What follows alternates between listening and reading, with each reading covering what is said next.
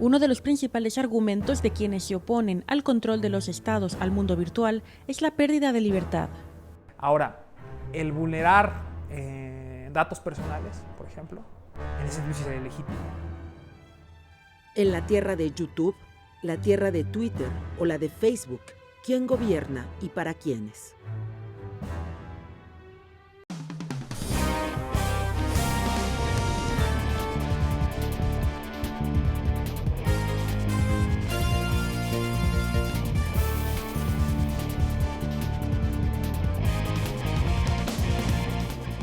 Bienvenidos a Global 22, un programa de análisis del acontecer internacional. Como siempre, le agradecemos su presencia y le recordamos nuestro Twitter para que nos haga llegar sus recomendaciones y sugerencias. El programa de hoy, las fronteras de Internet. Vamos a ver este reportaje para ponernos en contexto. La libre comunicación y acceso a la información que nos permite el Internet ha generado también problemas globales de espionaje o crimen, entre otros. Ante estos hechos, los estados intentan ponerse de acuerdo sobre cuál es su papel en el control de las ciberfronteras. ¿No? En este momento la información que se posee es relativamente baja porque Internet tiene cierto grado de anonimización importante y aún así se comparte lo que se sabe. Eso es muy bueno y ayuda a combatir. ¿Qué es lo que habría que mejorar? Bueno, probablemente si queremos una Internet más segura habría que intentar quitar más el anonimato, o sea, que cada uno sea una forma responsable de lo que está haciendo en Internet. Uno de los principales argumentos de quienes se oponen al control de los estados al mundo virtual es la pérdida de libertad. No quitaría libertad, sí posiblemente quitaría algo, podemos decir, bueno, me quita privacidad. De acuerdo, es cierto que de alguna forma ahora los estados podrían ser más conscientes de lo que hacen sus ciudadanos. Lo que pasa es que, en el fondo, lo que estoy diciendo es que simplemente le demos a un estado la información que ya le estamos dando a otras organizaciones, sea voluntariamente o sea de forma inconsciente. Pero cuando aceptamos las condiciones de uso de muchos de los servicios gratuitos, teóricamente, que utilizamos hoy en día, lo que estamos aceptando es que jueguen con nuestros datos. Si de alguna forma los estamos cediendo gratuitamente a cambio de tener un servicio que nos puede parecer útil, pues igual podríamos plantearnos el ceder ciertos datos a cambio de tener seguridad. Actualmente, existen convenios como el de Budapest del 2001 que intentan establecer los límites soberanistas para el control de la información y el combate al cibercrimen, aunque no todos los países tienen la voluntad de adherirse. No está claro que alguien ponga razones por qué no me quiero adherir. ¿Quién no se ha adherido? Pues podemos imaginarnos que los países de siempre, ¿de acuerdo? Pero básicamente creo que me voy a limitarte a decir que desde el punto de vista de España, normalmente los países que más es difícil es perseguir los delitos es los países ubicados en Oriente en general. Mayoritariamente voy a nombrar dos países porque son, digamos, básicamente donde más, probablemente de estos países de Oriente, donde más ordenadores hay y por lo tanto por una cuestión simplemente de escala donde más ataques vienen. Pero físicamente Rusia y China son los países donde recibimos más ataques y que son más difíciles de perseguir. También una guerra virtual que dista mucho de tener controles y es la guerra económica a través del ciberespionaje, donde incluso los países aliados se atacan unos a otros. El otro día salía publicado en un periódico de Madrid que Francia había tenido intervenido los teléfonos del presidente español. Y nadie se horroriza porque, bueno, no nos gusta, pero parece que es parte de las reglas de juego, ¿no? Y eso puede estar pasando a nivel de empresa.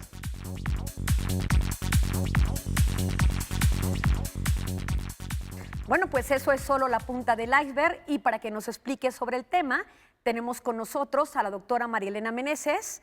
Ella es profesora investigadora del Tecnológico de Monterrey, Campus Ciudad de México, y a quien damos la más cordial bienvenida. María Elena, qué bueno que nos acompañas. Gracias a ti, Liana, un placer estar aquí. Bueno, pues sabemos que recientemente publicaste tu libro sobre ciberutopías y que eres una experta analista en temas de Internet. ¿Cuál es el alcance, María Elena, del Internet?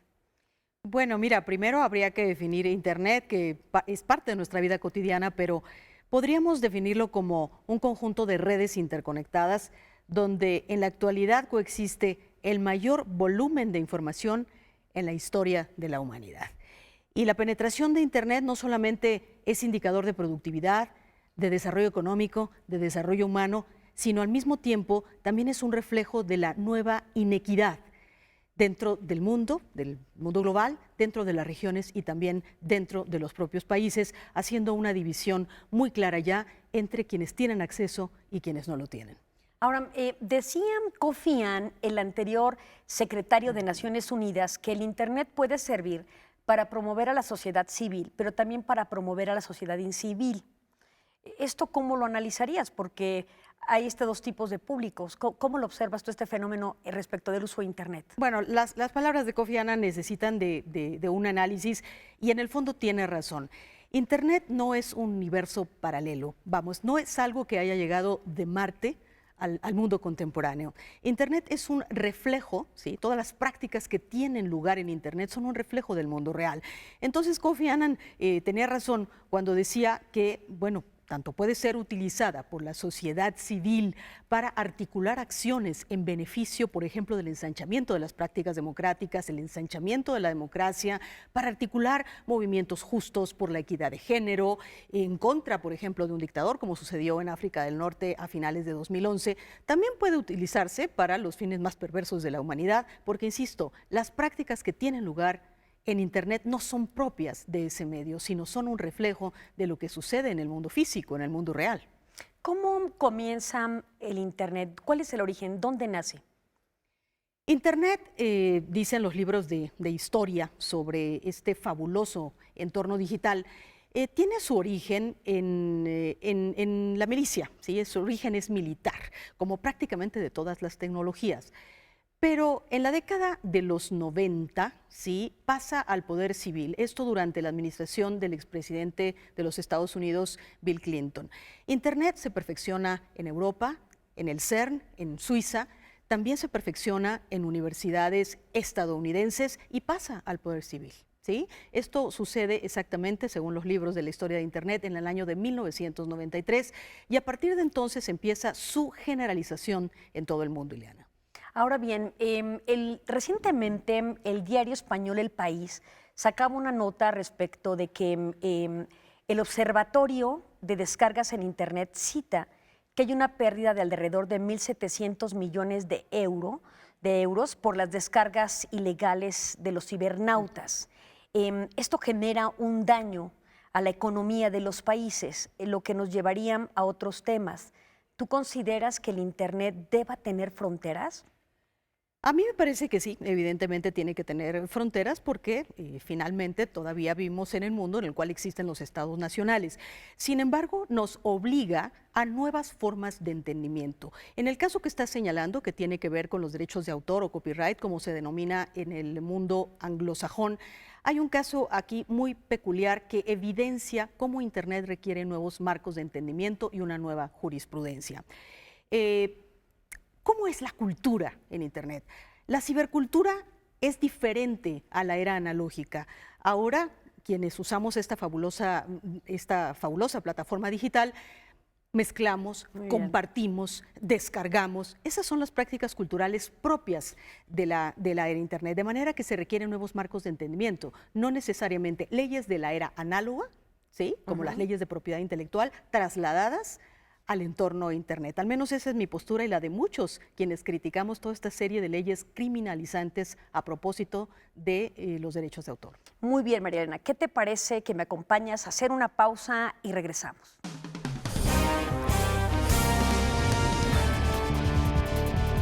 El último estudio de Internet Society nos dice que los beneficios de la Internet abierta fluyen del desarrollo y la adopción de un conjunto de protocolos subyacentes que se utilizan en todo el mundo.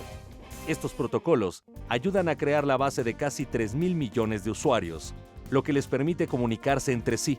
Sin embargo, mientras que a Internet se la denomina con frecuencia la red de redes, no todas las redes están creadas de igual forma.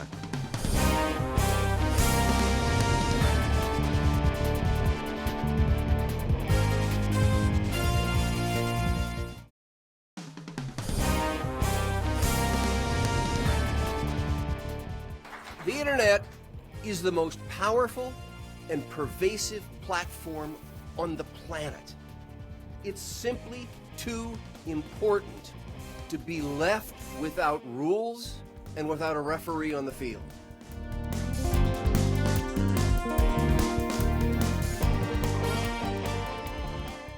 Bueno, pues regresamos en esta interesante entrevista con María Elena Meneses. María Elena, quedó expuesto con la figura del australiano Julian Assange de Wikileaks, el desvelamiento de muchos cables que perjudicaron a los estados. El Internet ha servido para exponer este tipo de situaciones por parte de los gobiernos que quedan vulnerables ante este tipo de divulgación de información. ¿Qué están haciendo los estados al respecto para tratar de regular el Internet? Bueno, esta es una durísima batalla, la que se libra por un Internet libre en lo que es el siglo XXI. Y tanto la filtración de cables a través del sitio Wikileaks como las develaciones de Edward Snowden, me parece que pueden estar fijando un antes y un después en los tiempos de Internet. Ya no se puede concebir igual a la red de redes que antes, definitivamente. ¿Qué es lo que ha sucedido? Bueno, tenemos en el mapa de Internet a países autocráticos. Sí, por ejemplo, tenemos el caso de China, donde hay un excesivo control de Internet. Allí no es fácil tener una conexión. El caso de Cuba, aunque ahora dicen que ya va a haber Internet en la isla. Y el caso también, por ejemplo, de los países del Magreb. Fue muy ejemplificativo el caso de Hosni Mubarak cuando ordena cortar, ¿no?, los servicios de telecomunicaciones, prácticamente ordena apagar Internet. Pero por otro lado tenemos el caso de países democráticos que han dejado al libre mercado Internet. Hoy las empresas de la economía digital pues son privadas. Y hay un detalle, fundamentalmente son estadounidenses. Y aquí hablo particularmente del caso de Facebook y Google, que son gigantes de la economía digital y bueno, junto con los Estados Unidos han emprendido una vigilancia masiva internacional, tal como nos la develó Edward Snowden. También es una especie de control blando de Occidente sobre Internet. Y ahora lo que estamos viendo a partir de las develaciones de Snowden hace un par de años es una tercera vía en el desarrollo de Internet que no me parece que sea la vía adecuada para la preservación de una red libre como la concibieron aquellos que la perfeccionaron en los 90, que es la postura de Angela Merkel y de Dilma Rousseff, quien después de haber descubierto que había sido vigilada, sí, de acuerdo a las develaciones de Snowden. Ambas, ¿no? Angela Merkel y las dos habían sido espiadas. Pero primero fue, acuérdate, Dilma Rousseff quien fue a las Naciones Unidas y pronunció un discurso muy fuerte en contra de Obama, del presidente Barack Obama. Y entonces ella dijo, bueno, a ver, que los servidores vengan a los Estados-nación. Los Estados-nación, y en el caso de Brasil, dijo, tienen que tener un control sobre Internet. Es una postura esta que ya había puesto de manifiesto, por ejemplo, el expresidente francés Nicolas Sarkozy y algunos otros gobernantes, algunos otros líderes políticos. De manera que hoy tanto regímenes autocráticos como regímenes democráticos están en una fuerte batalla contra Internet, porque estas esferas de opinión pública que se generan en las plataformas digitales, esta nueva forma de reproducción cultural a través de las plataformas digitales, también están resultando molestas para los regímenes democráticos. De esta manera, hoy en el mundo intelectual se está librando una importante batalla por preservar una plataforma, sí, que puede, desde luego, ensanchar la democracia en todo el mundo y puede, sobre todo, empoderar a la ciudadanía. Muy bien, Marilena, acompáñame a ver esta nota y regresamos. La gran ágora cívica ha nacido. Twitter, Facebook, YouTube y otras en la tela global interconectan, comunican y empoderan a millones de personas libres o aparentemente libres. Algunos países como China, Irán o Rusia decidieron a través de la autoridad limitar el libertinaje virtual. Lo que hace China es aislar a sus usuarios, a los usuarios de Internet en China, de lo que sucede en el resto del mundo. Y al resto del mundo de lo que sucede en China. O sea, ya no se llama Twitter, se llama Sina Weibo.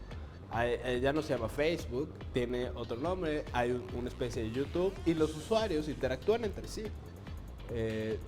Ampliamente vigilados por el gobierno, desde luego, y con una serie, y no pueden interactuar hacia el exterior. Y lo que tienen los usuarios iraníes es el Alanet, digamos, tiene un nombre incluso teológico, donde tienen servicios servicios muy básicos de comunicación digital y no tienen acceso a nada más. Lo que hace Rusia es simplemente tener un despliegue de tecnología de espionaje y persecución de usuarios de Internet. El debate del autoritarismo digital además está en las empresas dueñas de las redes sociales. cuando un día se levanta Mark Zuckerberg y decide que Facebook va a defender la libertad de expresión, pues hay 200 millones de personas sujetados a la voluntad de Mark Zuckerberg, no del derecho internacional, no de los derechos humanos, no de los tribunales contenciosos donde pueden ir a exigir sus derechos, sino del humor del señor Zuckerberg. Como cuando su equipo de moderadores decidió cerrar una cuenta porque consideraron que el cuadro de Gustave Courbet, El origen del mundo, se acercaba a la pornografía. Twitter, por ejemplo, ha dicho, nos vamos a cumplir con la ley local solamente en el lugar donde es, pero no vamos a cumplir con esa ley local en el resto del mundo. Es un conjunto de derechos públicos el que se juega en la escena del derecho privado y la libertad de empresa. El papel de los estados parece a veces errático ante lo que no puede controlar del todo. Estados Unidos, por un lado, tiene un discurso que castiga moralmente a quienes están en contra de la libertad de expresión en Internet, que acusan a China como los artífices de la gran censura y de la muralla digital de hierro, pero por otro lado es el mismo gobierno que espía a millones de personas a través de cámaras de correos electrónicos, de chips en los dispositivos. Es el mismo gobierno que encarcela, persigue, ficha en aeropuertos a personas que son inocentes. Esas prácticas son equiparables o incluso con unas consecuencias peores a lo que sucede en Chile. En la tierra de YouTube, la tierra de Twitter o la de Facebook, ¿quién gobierna y para quiénes?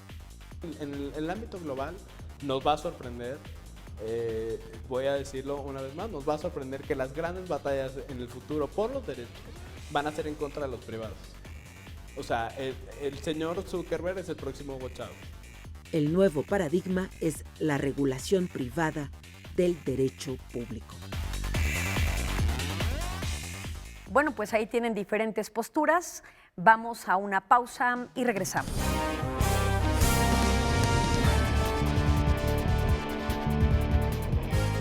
While some other countries try to control the internet, the action that we take today is an irrefutable reflection of the principle that no one, whether government or corporate, should control free and open access.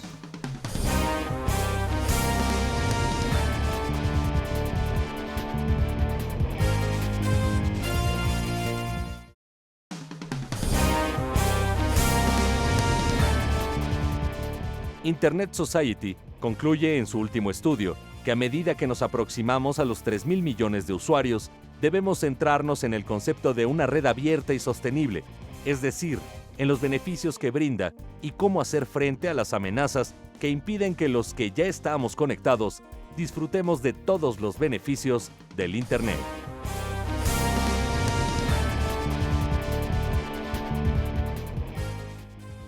Bueno, y para conocer también un poco más sobre los usos que puede tener Internet, vamos a ver esta nota que preparó Marco Lara y regresamos.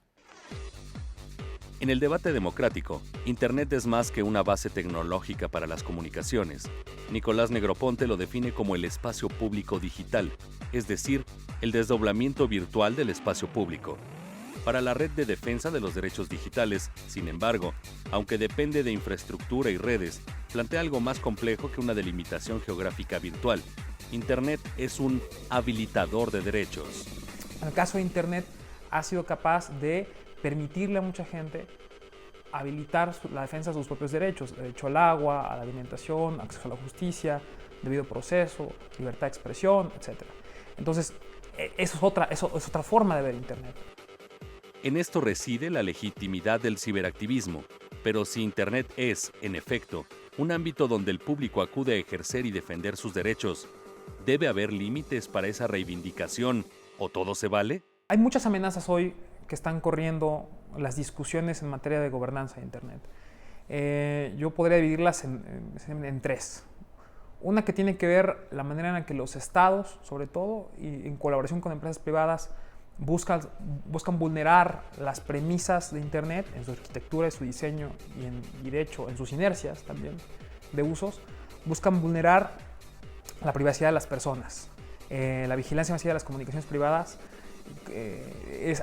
es un problema cada vez más fuerte. En México tenemos una nueva legislación que engrosa de manera muy amplia las capacidades de vigilancia de parte del Estado, artículos 181 y 190 de la Ley de Telecomunicaciones, porque está insertada en un marco regulatorio muy específico, en un contexto político-social de violencia y corrupción muy específico, de colusión de autoridades facultadas para la vigilancia de las comunicaciones, de colusión de esas autoridades con el crimen organizado, que lo hace un caso especialmente sensible y relevante en el panorama internacional. Eso mismo existe en la vida cotidiana, la creciente criminalización de la vida social, pero también las fronteras del ciberactivismo llegan a ser frágiles. Internet está basado en la buena fe. Hacer un ataque de denegación del servicio es tan fácil como tirar una piedra a un vidrio, ¿no?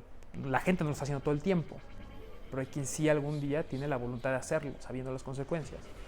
Un ataque de denegación de servicio supone simular una serie de usuarios falsos para esencialmente impedir el acceso a otras personas a un sitio. Ahora, el hacerlo como una manera de protesta, mientras no es, como en este caso no es permanente, podría tener, bajo ciertas circunstancias, protecciones, insisto, como una forma de protesta legítima incluso.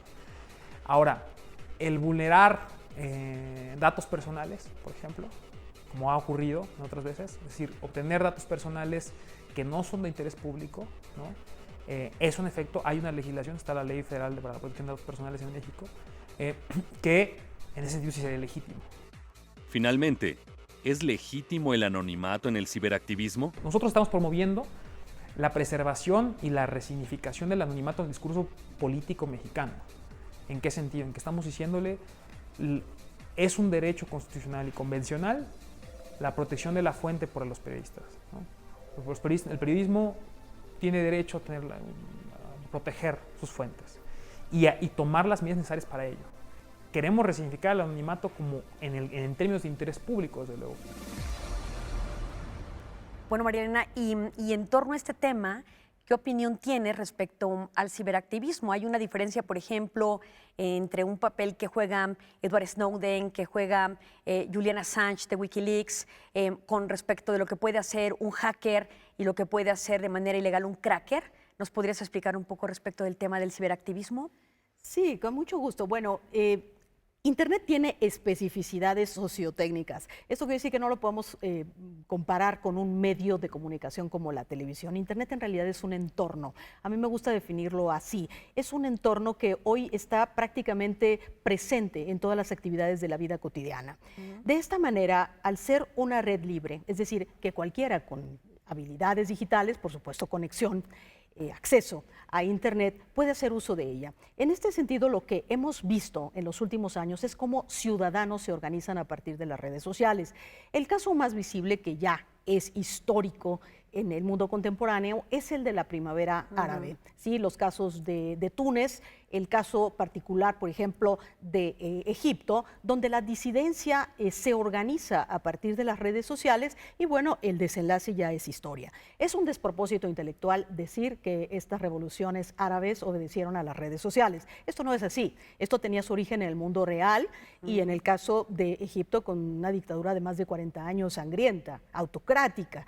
Pero, sin embargo, las redes sociales sí ayudan a organizar a la disidencia y, sobre todo, a hacerla global. Vamos con hacerla visible y constatar lo que es el concepto de sociedad internacional, ¿no? Absolutamente, porque con un clic se torna global. Las redes son globales. Con un clic, con un hashtag, con un trending topic, tú te vuelves global. Y eso es lo que sucedió en la primavera árabe. Y a partir de ahí, bueno, se han sucedido algunos otros movimientos sociales, como el relacionado con una inconformidad contra el sistema económico mundial, como los ocupados de Wall Street, o también los jóvenes que se rebelaron ante una situación económica adversa y, por supuesto, el desempleo en España, con los acampados de la Puerta del Sol, y también con los estudiantes del Movimiento 132 en México, tan solo por hacer un recorrido habido así muy rápido algunos movimientos sociales gestados en las redes sociales que después, por supuesto, toman el espacio urbano. No se pueden quedar atrapados en un teléfono celular. Los movimientos tienen que pasar al mundo real.